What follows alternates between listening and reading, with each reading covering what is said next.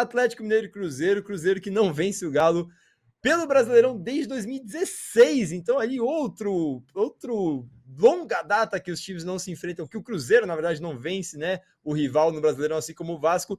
Temos duas contas para trazer para vocês. Primeiramente, a gente vai trazer a conta do Cruzeiro do histórico geral, porque os dois times debatem muito sobre esses dados. Desde o primeiro jogo até meados de 1940, não tinha súmula as partidas, então a galera contesta até resultado. Um fala que um ganhou, o outro fala que o outro ganhou, porque não tinha súmula, ficou só no papo, na conversa, então é uma bagunça, mas vamos trazer aqui os dois dados para vocês. Primeiro, nas contas do Cruzeiro, são 501 jogos, com 197 vitórias para o Atlético Mineiro, 133 empates e 170 vitórias para o Cruzeiro, 703 gols do Atlético Mineiro, 640 gols do Cruzeiro. Então, nessas contas, o Galo vencendo em 39,4% das partidas, o Cruzeiro vencendo 33,9% das partidas e os times empatando 26,5%. Já nas contas do Galo, que a gente vai trazer aqui, são 519 jogos, com 210 vitórias para o Atlético Mineiro, tem um salto considerável, 138 empates e 171 vitórias do Cruzeiro. Ou seja, o Cruzeiro ganha só uma vitóriazinha a mais, e o Galo caminhão de vitória a mais nas contas do Galo. Então, com esses dados, o Galo ganha 40,5% dos jogos, o empate acontece em 26,6% das vezes e o Cruzeiro com 32,9%. Além disso, o Galo teria feito 734 gols na conta do Atlético contra 651 gols do Cruzeiro. Beleza, aí tem dado, né, desde 1920 até então, 1921, perdão. Já os últimos 5 jogos, temos 3 vitórias do Atlético Mineiro, um empate e uma vitória do Cruzeiro. Nos últimos 10 jogos, são 6 vitórias do Atlético Mineiro, 2 empates e 2 vitórias do Cruzeiro. Então, meio que se repete o padrão estatístico. A última vitória do Cruzeiro sobre o Galo no Brasileirão foi no primeiro turno de 2016, 3-2 para o Cruzeiro em cima do Atlético Mineiro. O Atlético Mineiro fez gols com Rafael Carioca e Fred jogando pelo Atlético Mineiro. Já o Cruzeiro fez gols com Alisson, que hoje está no São Paulo, Riascos e Bruno Rodrigo, o zagueiro. Desde então, tá aí amplamente favorável para o Atlético Mineiro, né? As estatísticas históricas também são favoráveis, mesmo nas contas do Cruzeiro.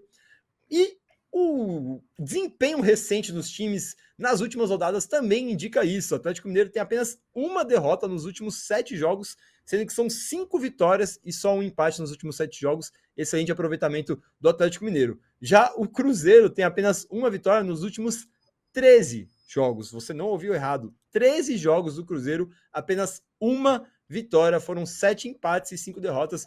Cruzeiro é um time que empata bastante. Cruzeiro é o time segundo time que mais empata no campeonato, com 10 empates, junto com o Bragantino. A diferença é que o Bragantino está lá em segundo colocado e o Cruzeiro está lá embaixo na tabela. O único time que empata mais que esses dois times é justamente o Corinthians, com 11 empates. Antes de eu trazer os dados do Brasileirão aqui sobre esses times, meu querido Bellatini, tudo indica que teremos uma boa estreia do Galo na Arena RMV, é isso, RMV. MRV. Perdão, trava tudo a língua aqui. MRV, eu sabia que estava errado, fui corrigir, falei e repeti errado, perdão. Primeiro clássico da Arena MRV, eu acho que vai ser um bom clássico para o Atlético Mineiro. Clássico é clássico, às vezes acontece coisa maluca, né? Como a gente já teve no ano que o Corinthians rebaixou lá, acho que ganhou com aquele gol do Betão do São Paulo, que vinha empilhando títulos brasileiros. Time tenebroso do Corinthians, o time excelente de São Paulo, o Corinthians foi lá e ganhou, fora de casa até. Então a gente nunca sabe o que vai acontecer em clássico, mas as estatísticas mostram que tende a ser uma coisa tranquila para o Galo, que vem embalado, principalmente por causa da vitória de ontem, né, Belotinho? Sim, o Atlético Mineiro, como a gente falou, que segunda melhor campanha no retorno, tem se encontrado, feito bons jogos, venceu agora o Palmeiras, né? Tava essa seca, esse jejum, não conseguia vencer o Atlético, o Palmeiras de forma nenhuma, venceu lá no Allianz Parque. A gente trouxe os números na outra semana aqui, falando desse confronto. E agora, tudo leva a crer, seria, assim, fácil de se prever uma vitória do Atlético. Mas você bem ressaltou, aquele ano, 2007... O Corinthians empatou o primeiro jogo contra o São Paulo com o gol do Zelão, né? O Zelão fez o gol do empate e na volta, lá no Morumbi também, o Corinthians ganhou com o gol do Betão. O Corinthians que não vencia o São Paulo, fazia, né, tinha um jejum enorme contra o São Paulo, venceu com o gol do Betão e depois foi rebaixado. Então, às vezes acontece isso, né? Clássico, diria o filósofo, clássico é clássico e vice-versa, e muda bastante, mas Eu, olhando assim as duas equipes, a forma de jogo, se o Cruzeiro conseguir um pontinho na Arena MRV, eu acredito que já pode erguer a mão para o céu e comemorar bastante, porque a tendência é uma vitória do Atlético.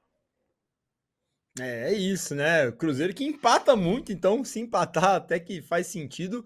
Temos aqui os dados do Atlético Mineiro, que é o 10º pior mandante do campeonato. Teve uma campanha muito ruim no começo do campeonato como mandante, mas desde que estreou a Arena MRV, tem apenas uma derrota, que foi para o Curitiba, uma derrota ali meio... Aliás, a última derrota nesses últimos 7 jogos, a única derrota dos últimos 7 jogos do Atlético Mineiro foi justamente para o Curitiba na Arena MRV, mas desde que estreou tem ido muito bem no seu estádio novo. O Atlético Mineiro tem o 10º pior ataque do campeonato, com 33 gols, média de 1,2 gol por jogo, e o 5º pior como mandante. Como eu falei, a campanha não é muito boa, 16 gols, média de 1,2 por jogo. Mas a defesa do Atlético Mineiro, muito bem, times do Filipão com defesa boa, é uma coisa que acontece praticamente sempre. Tem a segunda melhor defesa geral do campeonato, com só 21 gols sofridos, média de 0,8 por jogo, e a sexta melhor como mandante, com 12 gols sofridos como mandante, média de 0,9 por jogo, uma média muito boa ainda. O Atlético Mineiro tem média de 53,5% de posse de bola, 13,3 finalizações, não é um número muito alto, mas o número no gol é um número razoável, 4,7 finalizações no gol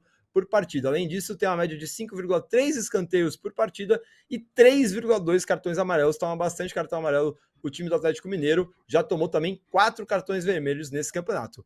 Já o Cruzeiro é o 7º melhor visitante, mas tem o 2º pior ataque geral da competição, com 24 gols, média de 0,9 por jogo. Ou seja, 2º pior ataque geral contra a 2ª melhor defesa geral. Então tá difícil para o Cruzeiro, apesar de que, como visitante, tem o 3º melhor ataque. Olha que loucura. A maioria de seus gols foi como visitante, fez 18 gols como visitante, dos 24 gols totais que tem no campeonato. Média de 1,4 por jogo. Então essa é a esperança do torcedor cruzeirense. Além disso, o Cruzeiro tem uma defesa muito boa, apesar da colocação, 3ª melhor defesa geral, com 24 gols sofridos, média de 0,9 por jogo, e a 4ª melhor como visitante, com 13 gols sofridos, média de 1 gol por jogo como visitante. Como eu falei, o Cruzeiro é o 2º time que mais empatou no campeonato, principalmente por causa da sua defesa, né? Empatou evitando derrotas por causa da sua defesa, mas também empatou evitando vitórias por causa do seu ataque, que realmente é muito falho, principalmente jogando em casa. O Cruzeiro tem média de 52,2% de posse de bola, 13,7 finalizações por partida e só 4,2 finalizações no gol. Além disso, tem a média de 7,2 escanteios, uma média altíssima, e 2,7 cartões amarelos por partida. Já tomou 3 cartõezinhos vermelhos. E eu cravo aqui, meu querido Bellatini, 3-0 para o Galão da Massa contra o Cruzeiro. Essa defesa do Cruzeiro é muito boa, mas eu acho que o Galo vai vir embalado de um jeito que vai ser difícil segurar. A arena nova, o torcedor querendo começar com o pé direito, os clássicos no estádio. Eu não sei não, para mim tá muito difícil de cravar outra coisa que não seja isso. Caramba, nossa, não, eu vou ser um pouco mais comedido. Eu acho que vai ser 2-0 para o Atlético. Um pouquinho mais comedido. Acho que vai ser um jogo um pouquinho mais 1-0 no primeiro tempo, 1-0 no segundo tempo. Talvez um gol logo no comecinho para a torcida achar que já vai, sabe assim, aí o Cruzeiro dá aquela retrancada e fala que Cruzeiro, você trouxe até os números, é um time que fica bastante com a bola também. O problema é sair, é um time um pouco acéfalo, né? Ele não consegue criar, ele tem a posse de bola, ele fica muito tempo com a bola, mas ele não sabe o que fazer com ela. Em vários jogos, aquela vitória que teve contra o São Paulo, por exemplo, uma vitória sem ter chutado uma vez para o gol adversário, sem ter acertado o alvo do adversário. Foi com uma bola que foi um gol contra. É um time que não consegue, toca e uma posse inócua, né? Aquela posse que não vai para lugar nenhum, não é frutífera, né? Não consegue criar absolutamente nada. Eu vou ficar com a vitória do Atlético. Eu acho que vai ser um jogo um pouquinho menos, assim, desequilibrado, porque é clássico. Clássico é...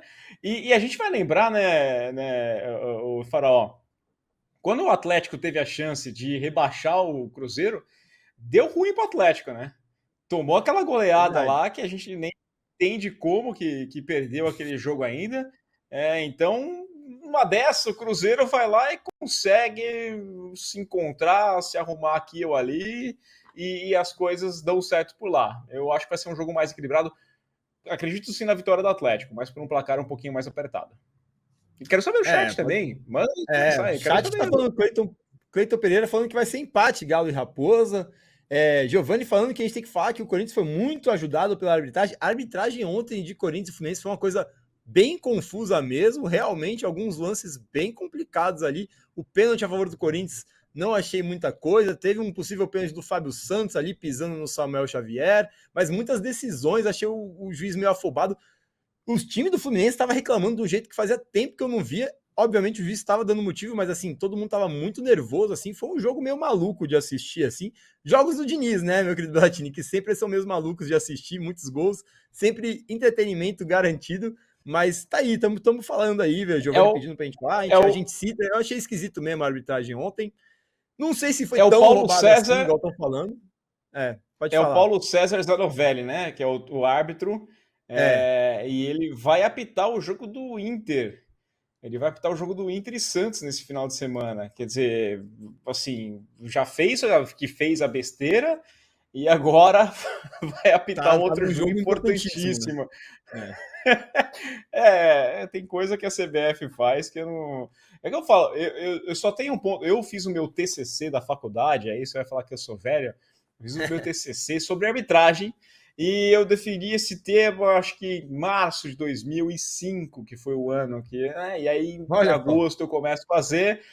E aí, putz, em outubro, eu tinha acho que mais 2-3 horas de câmera para usar na época. Ela tinha que escolher e saiu o escândalo do Edilson Pereira de Carvalho. E eu conversei com alguns árbitros, conversei com muita gente. Conversei com o Loeblin, com o Wright, conversei com Arnaldo César Coelho, grandes nomes, assim, fiz o TCC bem legal.